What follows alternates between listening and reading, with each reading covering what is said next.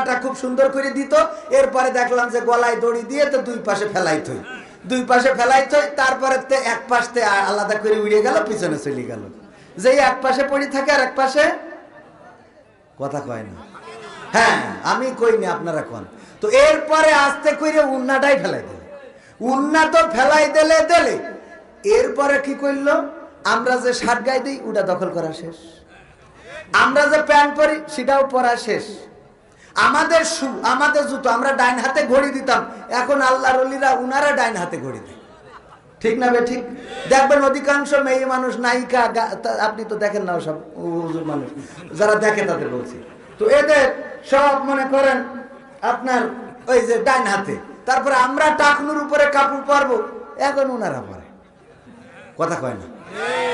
এই টাকনুর উপরে কাপড় ওগে শার্ট বেল, এখন কিন্তু ওরা আবার ইনকোয়ারি বেল মাথায় দিচ্ছে দিয়ে আমাদের যে চুলের কাটিং ছিল সেটাও দখল করে নিয়েছে নিয়ে সর্বশেষ এখন কয় যে না এটা শুধু না, আমরা মেয়ে মানুষ হলে কি হবে, মনে মনে ছেলে মানুষ, মনে মনে কি আমরা শরীফা হইলে কি হবে, মনে মনে শরীফ, তার মানে আমাকে ছেলে বলার অধিকার না, এটাও নিয়ে আসে কথা কয় না। আপনারা আমার ওয়াজ কি বুঝতে পারছেন? তা আওয়াজ নেই কেন? নাকি ভারতের মতো শ্রোতা হয়েছেন? ভারতে যে ওয়াজ করতেছি তা কেউ কোনো কথা বলে না। তা আমি আমার এক হুজুর যে আব্দুল সালাম যুক্তিবাদী, ও ছিল ওখানে ভারতে, আমি ওর ফোন করি বলছি ভাই এখানে ভারতে ওয়াজ করি তো মজা পাচ্ছি না। বলছে কে? তাই আমি বলছি সামনে হাজার হাজার শ্রোতা বসে থাকে কিন্তু এরা এই কথা শুনে কেউ কোনো জবাবও দেয় না, কিছু কয় না, ভালোও কয় না, মন্দ কয় না, আমিন ওয়ালা দোয়াল্লিন কিছুই কয় না। তা বলছে ওদের একটা হিসেব হইলো যে টাকা খরচ করি বাংলাদেশ থেকে হুজুর আনিছি, তা আমরা কথা বলবো কেন? তো এখন আপনারা কি ওরকম চিন্তা করেছেন না যে টাকা খরচ করে যখন হুজুর আনিছি যা বলার তুমি একা বলো, আমরা ওর মধ্যে নেই, এরকম নিয়ত করেছেন? এরকম নিয়ত না করলে আওয়াজ দেন, তাহলে অধিকার আমরা ছেলে বলার অধিকার হারাই ফেলেছি না? ছেলে বলার অধিকারটা ওরা নিয়ে নিয়েছে, বলছে আমি ছেলে মেয়ে হলে কি হবে, আমি মনে মনে ছেলে খেলা হবে, কি হবে বেঁচে থেকে অযথা বিদ্যা শিখে যদি না গড়তে পারি শোষণবিহীন সমাজটাকে, কি হবে বেঁচে থেকে, কি হবে ছাত্র সেজে চুমু খেয়ে সনদ খানা যদি হয় বিদ্যালয়টা শরীফাদের আড্ডাখানা, কি হবে ছাত্র সেজে চুমু খেয়ে সনদ খানা যদি হয় বিদ্যালয়টা ট্রান্সজেন্ডারদের আড্ডাখানা, এর চেয়ে মরাই ভালো দেশ ছেড়ে যাওয়াই ভালো, এর চেয়ে মরাই ভালো দেশ ছেড়ে যাওয়াই ভালো, কি হবে ধোকা দিয়ে বিবেকটাকে, কি হবে বেঁচে থেকে অযথা বিদ্যা শিখে যদি না গড়তে পারি শোষণবিহীন সমাজটাকে, কি হবে বেঁচে থেকে, কি হবে যুবক নামের বোঝা হয়ে এই ধরাতে যেখানে মা বোনেরা ধর্ষিতা হয় দিনে রাতে,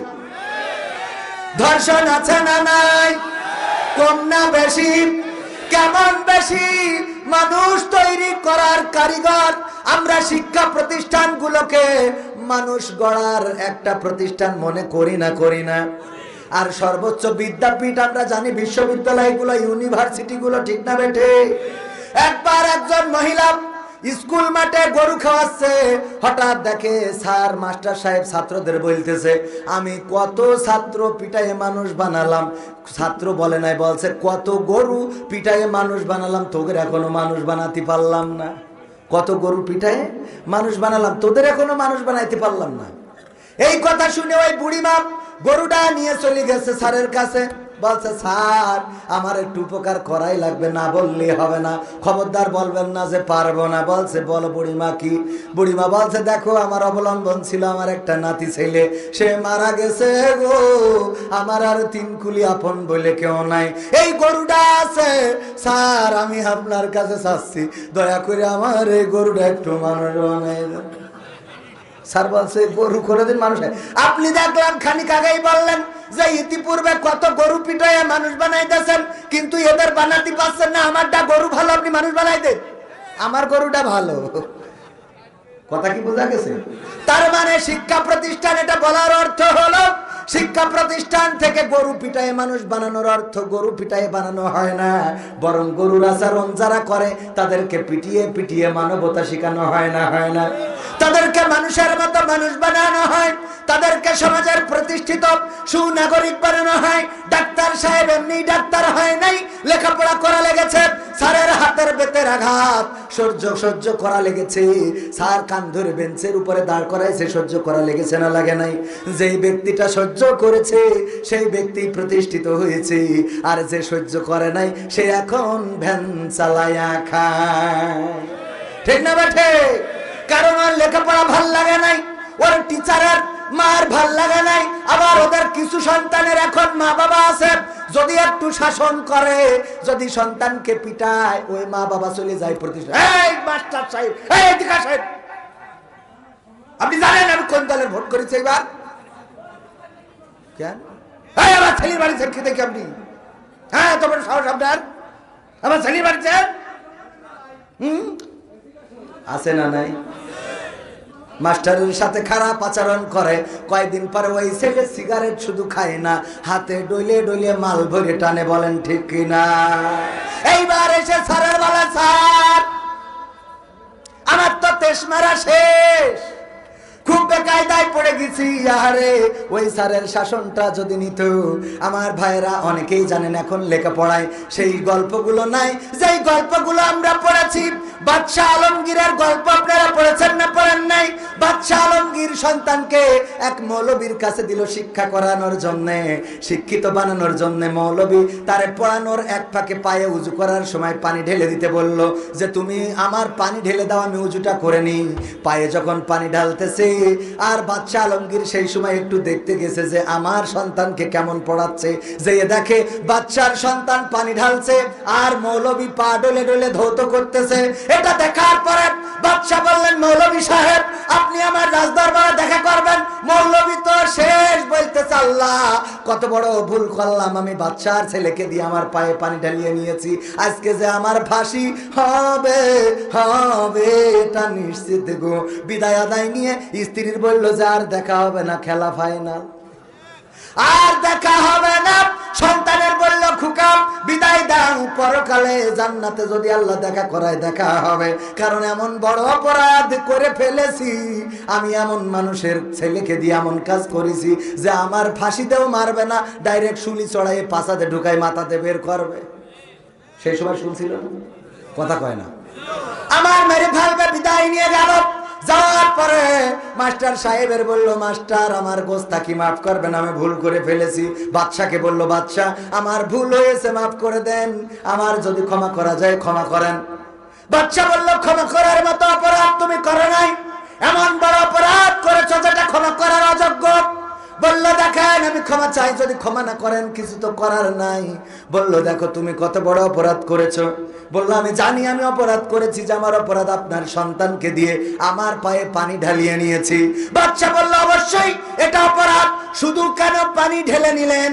আপনি দেখলাম নিজের হাত দিয়ে আপনার পা পরিষ্কার করছিলেন, আমার সন্তান কেন আপনার পা ঢলে ধুয়ে দিল না? এটাই হলো আমার কাছে আপনার অপরাধ। আল্লাহু আকবার। আমার সন্তানকে দিয়ে তোমার পা কেন তুমি ডলে ধুয়ে নাও নাই? আমার ছেলে পা ডলে ধুয়ে দেবে, এইটাই তো ছিল দায়িত্ব, কিন্তু আমার ছেলে খালি পানি ঢেলেছে আর আপনি পা ডলে ধুইছেন। এখনকার সময় ছাত্রদের, কোন ছাত্রর অন্তত শিক্ষক উজুর পানি পায়ে ঢেলে নেওয়ার মতো ছাত্র মনে হয় আল্লাহর ওলি আল্লাহ দুনিয়ায় এখন নেই, আছে? যদি কোনোভাবে একটু উজুর পানিও এনে নেয়, এখনকার ছাত্ররা হলো খুব ট্যালেন্ট। এক হুজুর বলছে যে দেখো পানির পিপাসা লেগেছে, এক কাজ করো দিন, এখানে তো একটা নারকেল গাছ আছে, একটু ওঠো দিন, উঠে নারকেল পাড়ো দিন। বলছে, উস্তাদ নারকেল যে আমি উপরে উঠে পারবো, আপনি তো হুজুর মানুষ, আপনি আমার শিক্ষক, আমি যে উপরে উঠে যাবো আপনার মাথার পরে তো গুনাহ হবে, আল্লাহ তো ডাইরেক্ট জাহান্নামে দেবে। এ তো করা সম্ভব না। তাই হুজুর বলছে তাহলে আমি উঠি আর কি করা। হুজুর এই পাঞ্জাবি টাঞ্জাবি কায়দা করে বেঁধে নিয়ে তো উঠে ডাবটা পেরিয়ে বলছে যে একটা দাস এই নিয়ে আসো দিন পাড়া দিয়ে বলছে উস্তাদ আমি আপনার ছাত্র, আমি সাথে যাব, আপনাকে রেখে এক মুরব্বীর সাথে কথা বলবো, এটা খারাপ দেখা যায় না? আপনার একটা সম্মান আছে না, আপনি যেই বলবেন এইটাই তো ইজ্জতের বিষয়। তা বলছে ঠিক আছে, ও যেই একটা দাস এই নিয়ে এসে বলছে একটু কাঠও দিনি। তা বলছে আমি দা দে কাটবো। আপনি ভাবলেন কি করে? দা উঁচু করলেই তো মাথার পরে উঠে যায়। মনে আছে যে দা উঁচু করলে আপনার হুমকি দেওয়াই যাবে, এটা করা যাবে না উস্তাদ, আপনি কাটেন। কাটার পরে বলছেন নাও তাহলে তুমি আগে খাও। বলছে উস্তাদ আগে 3টা আদেশ আমি অমান্য করেছি, এরা 4র্থ আদেশ যদি অমান্য করি আল্লাহ তো জাহান্নামেও জায়গা দেবে না, তা দেন আমি আগে খাইয়ে নি। বুদ্ধি আছে না নাই? এই কথাগুলো বলার অর্থ শুধু হাসির জন্য না। ও আমার ভাইরা, যেই ভার্সিটি থেকে মানুষ বের হবে, যেই ভার্সিটি থেকে দেশ নেতৃত্ব দেওয়ার মানুষ বের হবে, সেই জাহাঙ্গীরনগর বিশ্ববিদ্যালয়ে কয়েকদিন আগে একজন স্বামীকে বেঁধে রেখে তার স্ত্রীকে বাগানে নিয়ে 6 জনে উপর্যু পরিদর্শন করেছে। বলেন ঠিক না বেঠিক? তাহলে কি সেখানে মানুষ তৈরি হচ্ছে? না, হচ্ছে না। ওই একই বিশ্ববিদ্যালয়ে আবার ধর্ষণের সেঞ্চুরি করেছিল একজন ব্যক্তি, এক আল্লাহওয়ালা, আল্লাহ মাফ করুক, আল্লাহওয়ালা নাকি শয়তানের চেলা, এই ধর্ষণের সেঞ্চুরি করলো আর তার কোনো শাস্তি দেওয়া হলো না। তার কুফল হলো এখন স্বামীকে বেঁধে রেখে তার স্ত্রীকে ধর্ষণ করে। বলেন ঠিক না? এই জন্য আইনুদ্দিন আল আজাদ বলছেন, কি হবে যুবক নামের বোঝা হয়ে এই ধরাতে, যেখানে মা বোনেরা ধর্ষিতা হয় দিনে রাতে। যৌবনের সার্থকতা ঘুষিবে সকল ব্যথা, যৌবনের সার্থকতা ঘুষিবে সকল ব্যথা। পারো যদি বলি দিতে মানুষ রূপী পশুটাকে, পারো যদি বলি দিতে মানুষ রূপী পশুটাকে, কি হবে বেঁচে থেকে অযথা বিদ্যা শিখে, যদি না গড়তে পারি শোষণবিহীন সমাজটাকে, কি হবে বেঁচে থেকে? কি হবে লেখালেখি কলমবাজির ওই মহড়া, সমাজের আসল চিত্র যদি না যাই তুলে ধরা? কি হবে টিভি চ্যানেল সাংবাদিকের এই ক্যামেরা, সমাজের আসল চিত্র যদি না যাই ভিডিও করা? যদি ওই ঘুষের বলে কলমটা উল্টো চলে, যদি ওই হ্যালো কলে ক্যামেরা উল্টো বলে, তবে কি যাবে রোখা দুর্নীতিকে? যাবে? তবে কি যাবে রোখা দুর্নীতিকে? কি হবে বেঁচে থেকে অযথা বিদ্যা শিখে, যদি না গড়তে পারি শোষণবিহীন সমাজটাকে, কি হবে বেঁচে থেকে? কি হবে নামাজ রোজা ইমানদারির ভয় করে, কোরআনের কর্মীগুলো থাকে যদি কারাগারে? আছে না নাই? আছে না নাই? একদিকে যখন আল্লাহর ওলিরা কারাগারে ঢোকে, আল্লাহর ওলি না শয়তানের ওলিরা যখন কারাগারে ঢোকে, আর ওরা যখন বের হয় তখন হাতে মেহেদির রং থাকে। আর আমার কোরআনের পাখিরা যখন কারাগারে ঢোকে, ওরা যখন বের হয় সোজা হয়ে দাঁড়াইতে পারে না হাতের লাঠি ছাড়া। বলেন ঠিক কি না? এমন আছে না নাই? আছে মানে কি চোখের সামনে পড়ে না? পড়ে না। আমার কথা হলো, পরিমণি যদি জেলখানায় যাওয়ার পরে হাতে মেহেদির রং দিতে পারে, তাইলে মামুনুল হক জেলখানায় যাওয়ার পরে কেন তার হাতে সাপোর্টিং লাঠি উঠবে? তাহলে কি জেলখানায় শাস্তি 2 রকম নাকি? কথা কয় না? 2 রকম? ও 2 রকম। ওদের জন্য এক রকম আর আমাদের জন্য আর এক রকম। হ্যাঁ, এটা কি করা যাবে? না যাবে না। আইন সবার জন্য সমান। বিএনপি করে বলে ওর ধরবেন না তা হবে না, কাঠি খুলে দিতে হবে। খালি শুধু দাড়িওয়ালার কেন ধরবেন? বিএনপির লোকেরও ধরেন। আবার যদি অপরাধী আওয়ামী লীগের মধ্যেও হয়, ধরার কোনো দরকার নাই। বলেন ঠিক কিনা? কয় ঠিক? কে ঠিক? অপরাধী শেখ হাসিনা কি অপরাধী চাই? কথা কয় না। মাননীয় প্রধানমন্ত্রী দুর্নীতিবাজ চাই না, মাননীয় প্রধানমন্ত্রী অন্যায় চাই না, ধর্ষণ চাই না, জেনা চাই না, ব্যভিচার চাই না। মডেল মসজিদ করে দিলেন, মডেল মসজিদ করে প্রমাণ করে দিয়েছেন প্রধানমন্ত্রী ধর্মের পক্ষের না বিপক্ষের? ধর্মের পক্ষের লোক। সুতরাং যারা দুর্নীতি করে, অন্যায় করে, অনাচার করে, পাপাচার করে, কদাচার করে, ওদের দেখাই দেখাই ধরাই দেবেন, বলবেন এই নাও ধরে নিয়ে যাও। বোঝা গেছে?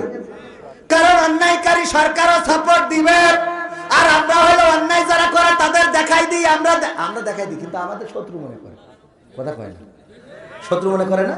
মনে করে আমরা মনে হয় হ্যাঁ শত্রু। আমি কই কি কিছুক্ষণ আসার পরে আমি এসে প্রথমে যার সাথে হ্যান্ডশেক করেছি তিনি হলেন প্রশাসনের লোক, পুলিশ ভাইরা। প্রোগ্রামের সুন্দর অ্যারেঞ্জমেন্টের ব্যবস্থা করে দিয়েছেন না? করে দিয়েছেন। আমার ভাইজানেরা নিরাপত্তায় আছেন। আমি আসার পরে সালাম দিয়ে হ্যান্ডশেক করলো। সেদিন হঠাৎ করে স্টেজে উঠেছে, মানসি মনে করছে হুজুরি মনে হয় তেসরা খাই এলে ধরে খাবে। পরে দেখে না টাকা দিচ্ছে। মানে পুলিশদের ব্যাপারে আবার মানুষের একটা খারাপ ধারণা তৈরি হয়েছে, এটা রাখা যাবে না কেন? মানুষ পুলিশ মানে খারাপ না, আওয়ামী লীগ মানে খারাপ না, মন্ত্রী মানে খারাপ না, চেয়ারম্যান মানে খারাপ না। বিএনপি চেয়ারম্যান বলে আল্লাহওয়ালা এত মনে করেন না। উনিও তিরান মারিনি, মানে ইনি না অন্যরা আর কি মনে করেন মারিনি, এটা কি বিশ্বাস করা যায়? সবাই তো কম নাকি করে বিধবা ভাতার কার্ড ও দিয়ে প্রবাসীর বোর জিজ্ঞেস করা হইলো প্রবাসীর বোর বিধবা ভাতার কার্ড